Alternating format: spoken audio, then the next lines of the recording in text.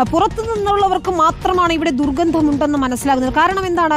അവർക്ക് ഇത്രയും അധികം വർഷമായി ആ ദുർഗന്ധം ശ്വസിച്ച് അവർ അനുഭവിക്കുന്ന ഗന്ധം എന്ന് പറയുന്നത് അതായി മാറിയിരിക്കുന്നു. മഴയൊന്ന് പെയ്താൽ പുറത്തിറങ്ങാൻ പറ്റാത്ത തരം ഗുരുതര സാഹചര്യമാണ്. ഈ വിഷപ്പുക ദിവസേന ശ്വസിക്കുന്ന അവിടുത്തുകാരുടെ അവസ്ഥ. അർജുൻ മട്ടന്നൂർ കൂടി നമ്മോടൊപ്പം ചേരുകയാണ്. അർജുൻ അവിടുത്തെ ഒരു വീട്ടിലാണ് ഉള്ളത്. അർജുൻ, നമ്മൾ പലരുടെയും പരാതികൾ കേൾക്കുകയായിരുന്നു, അല്ലെങ്കിൽ അവരുടെ ആ അവസ്ഥ അതിനി ആരെയാണ് കേൾപ്പിക്കേണ്ടത് എന്നത് തന്നെയാണ് നമ്മൾ ഉയർത്തുന്ന ചോദ്യം. കൊച്ചു കുഞ്ഞുങ്ങൾക്ക് വരെ ഈ വലിയ രീതിയിലുള്ള ശ്വാസതടസ്സവും അലർജി പ്രശ്നങ്ങളും ഒക്കെ ഉണ്ടാകുന്ന നിലയിലേക്ക് കാര്യങ്ങൾ എത്തുകയാണല്ലേ?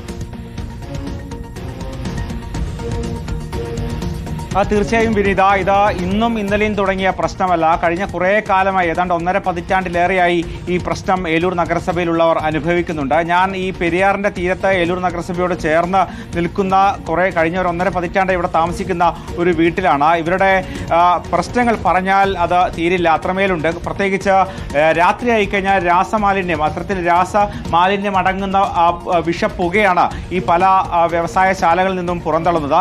ഈ മാലിന്യങ്ങളൊക്കെ തന്നെ വീടുകളിലേക്കും മറ്റും എത്തുന്നു. പരമാവധി വാതിലുകളൊക്കെ തന്നെ അടച്ചു കിടന്നാൽ പോലും അതിനുള്ളിലേക്ക് പുകയെത്തുന്നു. പലപ്പോഴും ഈ വാതിലുകൾക്കിടയിലൊക്കെ തന്നെ പേപ്പറും മറ്റും തിരികെ വെക്കേണ്ട അവസ്ഥയാണ്. രാവിലെ ആയിക്കഴിഞ്ഞാൽ പലപ്പോഴും ചുമരുകൾക്കും പുറത്ത് പലപ്പോഴും കരി വരുന്ന സാഹചര്യമുണ്ട്, ടെറസിന് മുകളിൽ കരി വരുന്ന സാഹചര്യമുണ്ട്. ഇപ്പോൾ മഴയായതുകൊണ്ടാണ് അത്രമേൽ കാണാത്തത്. മഴ പെയ്യുമ്പോഴും ഈ പ്രശ്നം അതിരൂക്ഷമാണ്. ഇവിടെ നമുക്കൊപ്പം ഈ വീട്ടിൽ കുറേ കാലമായി കഴിയുന്ന ആളുകളുണ്ട്. എത്ര കാലമായി പ്രശ്നം അനുഭവിക്കുന്നത്? എന്തൊക്കെയാണ് നിങ്ങളുടെ പ്രശ്നങ്ങൾ? ഞങ്ങൾക്ക് രാത്രി എന്നല്ല, രാവിലെയും പകലും രാത്രിയും ഒന്നും ഞങ്ങൾക്ക് ശുദ്ധവായു ശ്വസിച്ച് നമുക്കിവിടെ കിടക്കാം ഇതുവരെ കഴിഞ്ഞിട്ടില്ല എന്നുള്ളതാണ് ഏറ്റവും വലിയ സത്യം.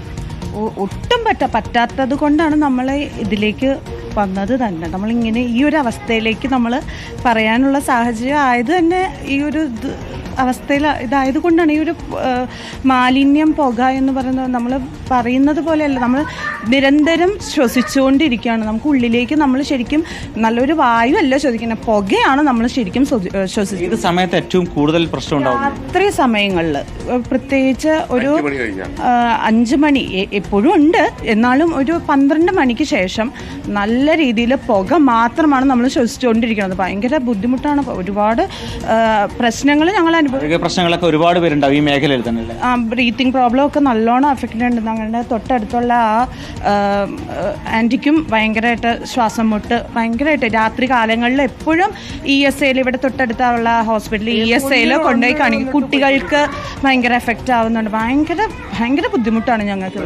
പലരും സ്ഥലം വിറ്റുപോയി എന്ന് കേട്ടിട്ടുണ്ട്. ശരിയാണ്, ഞങ്ങളും തീരുമാനിച്ചതാണ് പോകണമെന്ന്. പക്ഷേ ഈ ഒരു ഇതുകൊണ്ട് ഞങ്ങൾക്ക് പെട്ടെന്ന് ആരും മേടിക്കാൻ വരുന്നില്ല. ഞങ്ങളിത് മൊത്തമായിട്ട് വാടകയ്ക്ക് കൊടുത്തിട്ട് ഞങ്ങൾ വാടകയ്ക്ക് പോകാൻ തീരുമാനിച്ചേക്കാണ്. അല്ലാണ്ട് ആ വാടകക്കാരും വരുന്നില്ല, ഈ സ്മെല്ലുകാർ. ശരിക്കും പറഞ്ഞാൽ ഞാനിത് ശ്വസിച്ച് എനിക്കിപ്പോൾ ശരിക്കും അറിയാൻ പാടില്ല. ഇവർ മോളെ ഒക്കെ വരുമ്പോഴാണ് ഭയങ്കര അറിയാം, ഇതിലും ഭയങ്കര ബുദ്ധിമുട്ട്. മോളുടെ കുട്ടിക്കും ഉണ്ട് ആ ഒരു ഇത്, ശ്വാസം മുട്ട് പോലെ. ഇവിടെ വരുമ്പോൾ അപ്പോഴും ചുമയും കുറുങ്ങലൊക്കെയാണ്. ഈ വീട്ടിലുള്ളവരും ചുറ്റുമുള്ളവരോട് ചോദിച്ചു, പല പരാതിയൊക്കെ കൊടുത്തിട്ടുണ്ടാവില്ല. എന്നിട്ട് ഒരുപാട് സമരങ്ങൾ നടത്തിയിട്ടുണ്ട്. ഒരുപാട് ഇവിടെ അയ്യൂബ് അടക്കം ഒരുപാട് പേര് ഇവിടെ ജാഥ നടത്തിയിട്ടുണ്ട്. കമ്പനികളിൽ പോയി അവിടെ ഗരാവ് ഇരുന്നിട്ടുണ്ട്. എല്ലുപൊടി കമ്പനികളുണ്ടായിരുന്നു, അവിടെ പോയി സമരം ചെയ്തിട്ടുണ്ട്. പക്ഷെ അതിനൊന്നും ഒരു പരിഹാരം ഇതുവരെ വന്നിട്ടില്ല. പക്ഷെ ഈ സ്മെല്ലിൽ യാതൊരു കുറവുമില്ല. അതാണ് സത്യം. രാവിലെ ആകുമ്പോഴേക്കും നമുക്ക് നോക്കാം 8 മണിയായാലും ഇവിടെ ഒരു ഇരുണ്ട കാലാവസ്ഥയാണ്. അത് തന്നെയാണ് വിനീത ഇവർ പറയുന്നത്. പലപ്പോഴും നേരം വെളുത്താൽ പോലും ഇവിടെ ഇരുണ്ട് കിടക്കും, അത്രമേൽ കറുത്ത പുകയാണ് ഈ പരിസരം ആകെ ഉണ്ടാകാറ്. ഇവിടെ ഞാൻ അന്വേഷിച്ചപ്പോൾ ഈ ഒരു മേഖലയിൽ മാത്രം ഏതാണ്ട് 30ഓളം വീടുകൾ ഒഴിഞ്ഞുപോയി. അവർ വിറ്റും വാടകയ്ക്ക് കൊടുത്തുമൊക്കെ തന്നെ ഇവിടെ നിന്ന് പലായനം ചെയ്യുന്ന അവസ്ഥയിലേക്ക് മാറിയിട്ടുണ്ട്.